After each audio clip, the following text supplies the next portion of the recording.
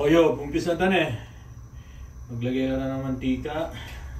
Maggisa ta na. Gisa na yung bawang sibuyas. Sabay na natin ilagay yung bawang at sibuyas natin.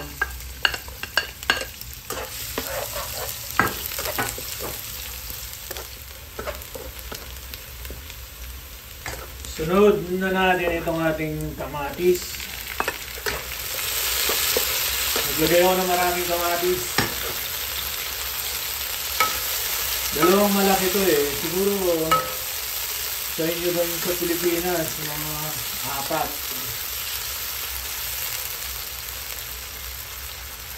4. Ayan muna natin maluto yung ating kamatis. Lamasin natin itong ating kamatis. Tunawin natin.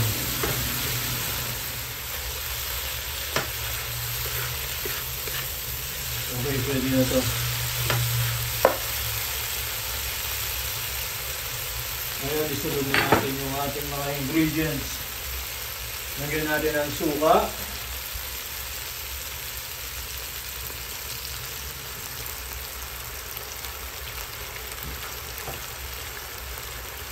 Toyo.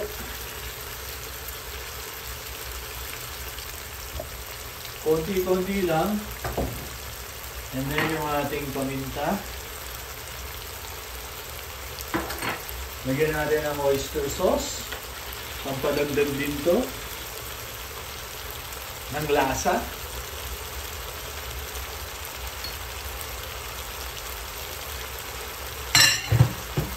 Pagkatapos yung ating sugar. And then yung ating Sprite.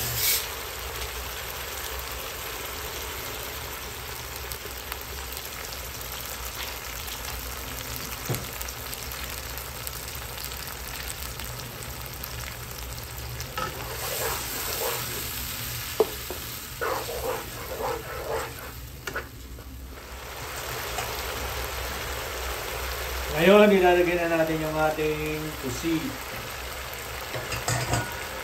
Ilagay na rin natin yung ating ink.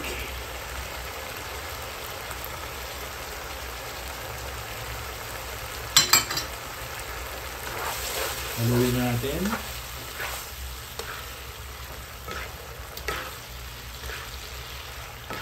Ang pusit kapag walang ink, hindi yan adobong pusit.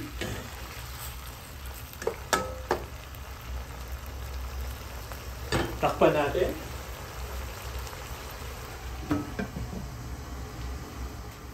Okay. Nalalagyan na natin ng asin ng ating chicken powder.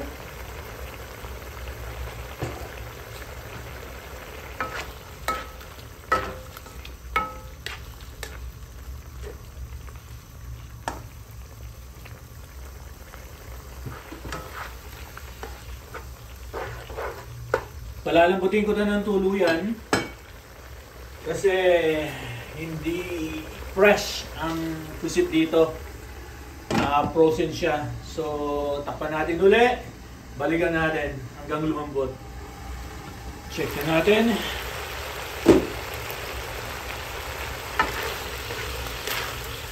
So, okay na to. Nagmamantika na. Siya po, may minurong na rin pusit. Kailangan ko kasing palambutin to ng maigi kasi di siya fresh. Malansa siya pag yung 3 minutes. Kasi ano to eh, frozen to eh. Wala kasing fresh na pusit dito. So ngayon, i-serve na natin.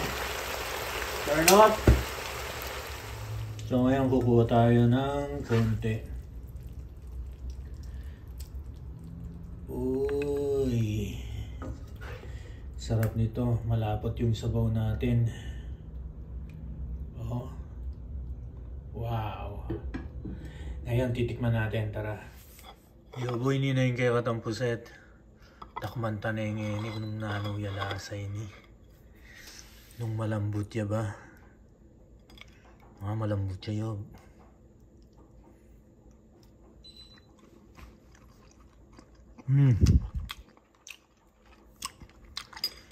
Malambot siya Yob.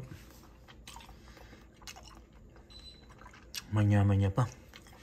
Anyway, Yob, thank you for watching.